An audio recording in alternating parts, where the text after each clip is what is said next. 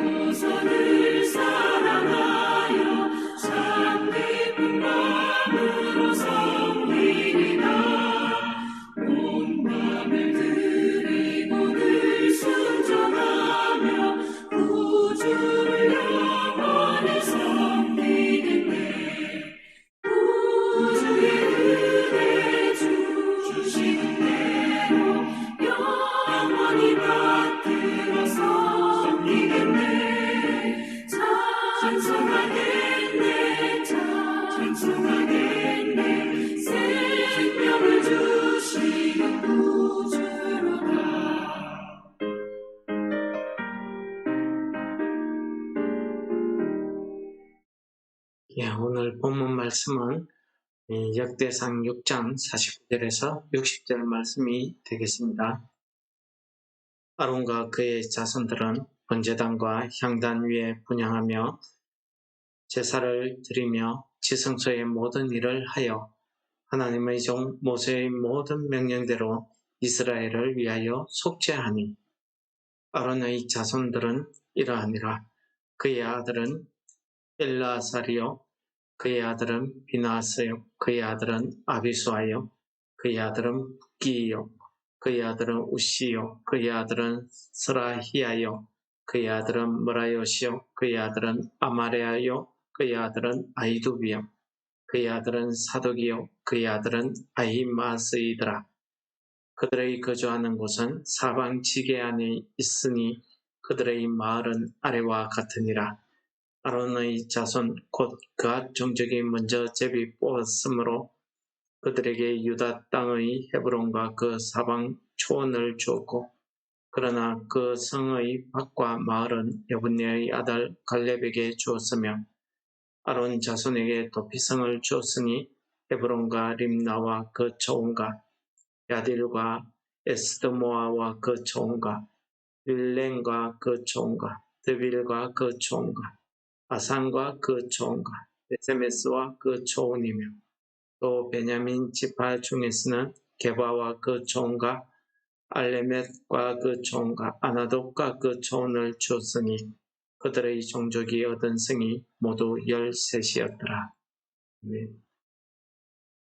오늘 6장에서 아론의 자손들에 대한 계보가 나왔는데 오늘 본문에서도 아론의 자손에 대한 계보가 다시 한번 검증되고 있습니다. 우리가 아론의 자손이 왜 중요하냐면은 하나님께서 모세에게 말씀하신 것과 같이 아론의 자손들이 영원히 하나님 앞에서 제사장의 직분을 행할 것이라 하는 하나님의 말씀 때문입니다. 이 이스라엘 백성들, 특히 이제 포로에서 돌아온 이 유다 백성들에게 있어서 이 아론의 자손들, 제사장들이 자기들과 같이 있다는 사실은 그들에게 너무나 중요했습니다. 왜 그렇습니까? 이 제사장이라는 것이 그냥 제사 드리는 일만 하는 것이 아니기 때문입니다. 이 제사장의 역할은 하나님과 사람 사이에서 그 중보자의 역할을 하고 있더라는 사실을 오늘 본문 말씀에서 우리에게 잘 가르쳐 줍니다. 오늘 본문 시작의 말씀 49절을 보시면은 아론과 그 자손, 즉 거룩한 제사장의 반열에 있는 사람들, 제사장이 하는 일에 대해서 우리에게 이렇게 가르쳐 줍니다. 아론과 그의 자손들은 번제단과 향단 위에서 분향하며 제사를 드리며, 첫 번째는 우리가 알고 있듯이 제사 드리는 일, 즉 요즘으로 이야기하면 예배 드리는 일을 진행하고 집행하는 그런 일을 총 책임지고 있다라고 말씀드릴 수가 있겠습니다. 지금은 우리가 예수 그리스도로 말미암아서 우리가 직접 하나님 앞에 나와서 예배 드릴 수 있는 이런 큰 은혜를 우리가 있고, 오늘도 우리가 하나님 앞에 나와서 예배를 드릴 수 있지만, 그 당시에는 하나님께서 모세에게 주신 율법에 따라서 백성들이 하나님 앞에 나와서 예배, 즉 제사를 드린다는 것은 백성들이 스스로 할 수 없는 일이었습니다. 반드시 제사장을 통해서만 할 수 있는 일이었습니다. 두 번째로는 지성소의 모든 일을 행한다고 말씀하고 있습니다. 지성소가 어디입니까? 그냥 하나님의 거룩하신 시온소가, 하나님이 임재하는 그 장소, 시온소가 있는 곳이고, 하나님의 그 언약궤가 안치되어 있는 곳입니다. 이 지성소라는 것은 하나님이 여기에 계시다 하는 그런 뜻입니다. 이 지성소에서 하나님 앞에 나서 하나님 앞에 대제사장이 1년에 한 번 모든 이스라엘을 위해서, 또 자기 자신을 위해서 하나님 앞에 속죄하는 이런 일을 하는 것입니다. 이 지성소에는 아무나 또 들어갈 수 없는 것입니다. 거룩해야만 거기에 들어갈 수 있는 것입니다.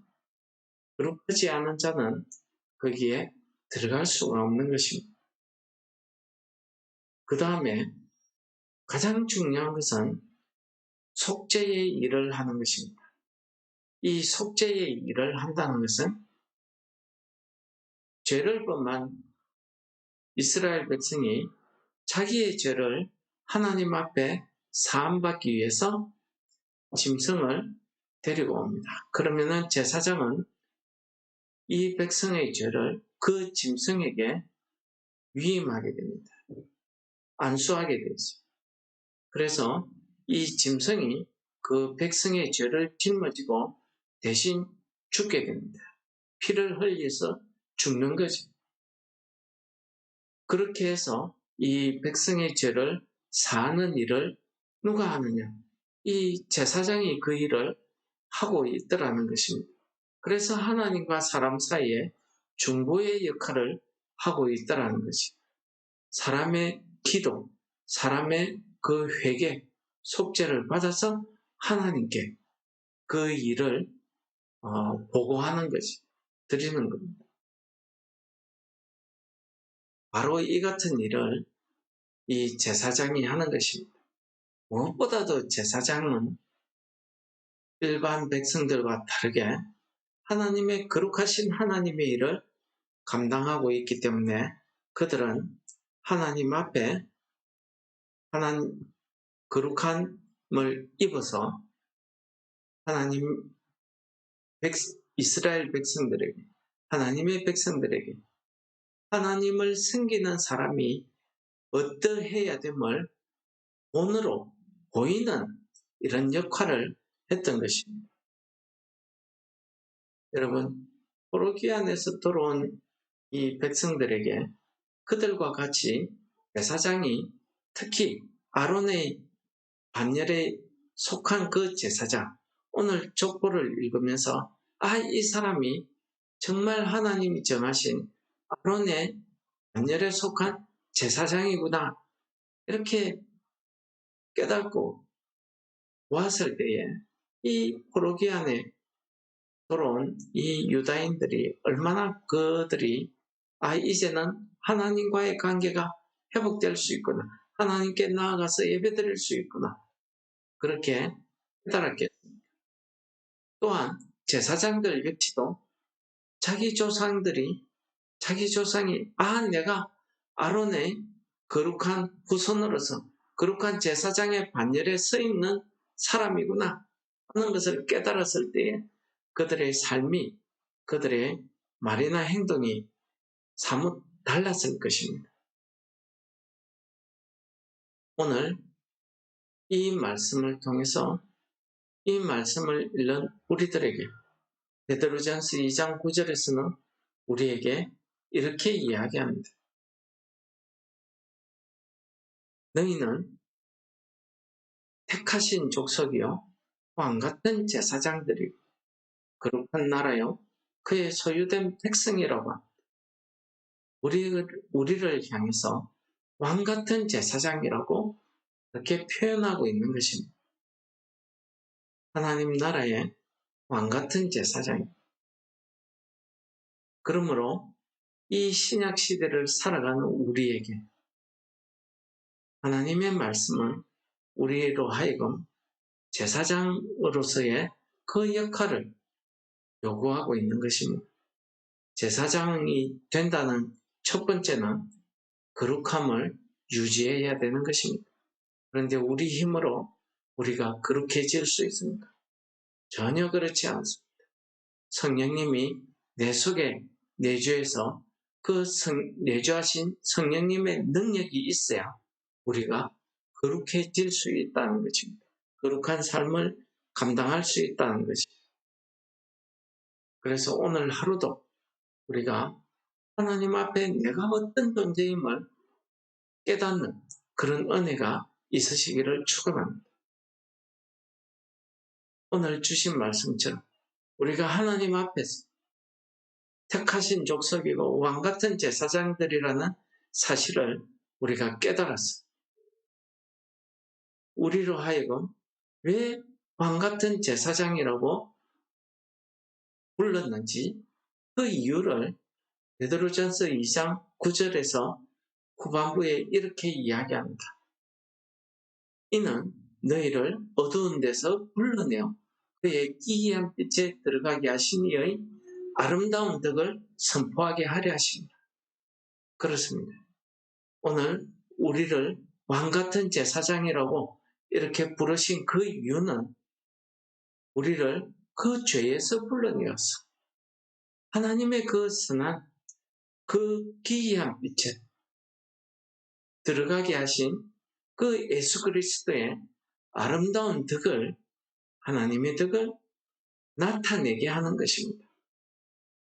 아론의 자손들의 그 제사장들이 하나님 앞에서 백성들 앞에 제사장으로서의 거룩함을, 그 삶의 본을 보였듯이 오늘 우리 왕같은 제사장인 신약 시대를 살아가는 우리 성도들도 역시 마찬가지입니다. 우리를 통해서 하나님의 아름다운 덕을 선포하라는 그 목적이 우리에게 있다는 사실을 깨닫고 오늘 하루도 우리가 하나님 앞에서, 사람 앞에서 왕같은 제사장으로서 하나님의 그런 아름다운 덕을 우리가 나타낼 수 있는 우리 성도 여러분들 되시기를 축원합니다. 이 말씀을 생각하시면서 우리 다 같이 하나님 앞에 기도하겠습니다.